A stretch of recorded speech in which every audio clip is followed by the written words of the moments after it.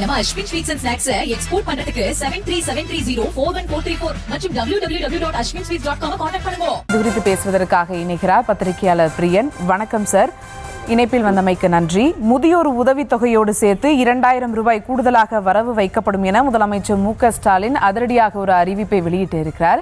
தேர்தல் நேரத்தில் இந்த மாதிரியான அறிவிப்பு பொதுமக்களிடையே எந்த அளவுக்கு தாக்கத்தை ஏற்படுத்தும்? இது குறித்து உங்களுடைய கருத்து சார்.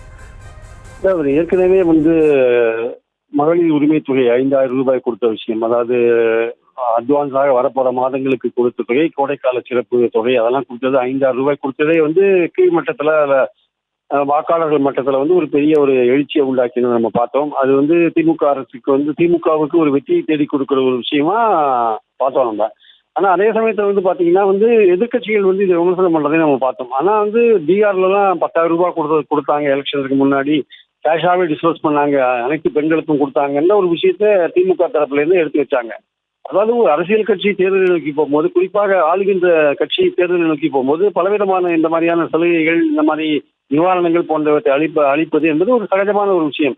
ஆனா எதிர்கட்சிகள் என்ன சொல்லுவாங்கன்னா, நீங்க இவ்வளவு ரூபாய் கடன் வாங்கிட்டீங்க, நீங்க 10 லட்சம் ரூபாய் கடன் வாங்கிட்டீங்க, நீங்க ஆட்சிக்கு இவ்வளவு ரூபாய் கடன் சேர்ந்துருக்கு அப்படிலாம் சொல்லுவாங்க.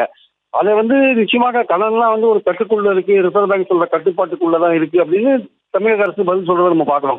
இந்த சூழல்ல தான் இந்த மாற்றுத்திறனாளிகள், முதியோர்கள், அவங்களுக்கு எல்லாம் உதவித்தொகை கொடுக்கறது, ஒரு தொகை, ஒரு சிறப்பு தொகை கொடுக்கறதுன்றது நிச்சயமாக தேர்தல் நோக்கி போகும்போது திமுகவுக்கான ஒரு அட்வான்டேஜா சொல்றதை பார்க்கிறோம். ஆனா மாற்றுத்திறனாளிகளோட கோரிக்கைன்றது வேறு விதமானது. கொஞ்சம் அதற்கான நிதி இப்போ தற்சமயம் மாநில அரசு கையில் இல்லாதனால ஒரு சிறப்பு தொகை கொடுத்து அவங்கள கன்வின்ஸ் பண்ண பார்க்கறாங்க. ரொம்ப ரொம்ப முக்கியமான விஷயம் மீனவர்களுக்கு இந்த மீன்பிடி தடைக்காலத்துல 8000 ரூபாய் உதவித்தொகை கொடுக்கறது ரொம்ப முக்கியமான விஷயம். ஏன்னா மீனவர்கள் மீன்பிடி தடைக்காலத்துல பிராக்டிகலி வருமானமே இல்லாத இருக்கிறதுக்கான வாய்ப்புகள் இருக்கு.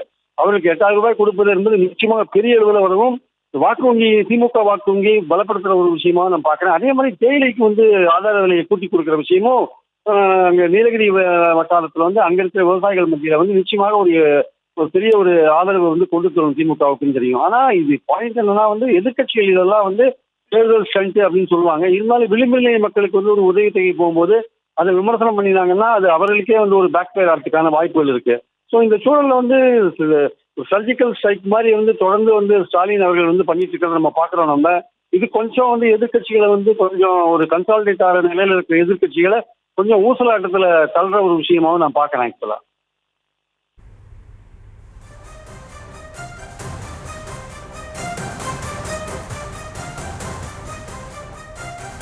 இணைப்பில் உங்க கருத்துக்களை பகிர்ந்து கொண்டமைக்கு நன்றி சார். தேங்க்யூ.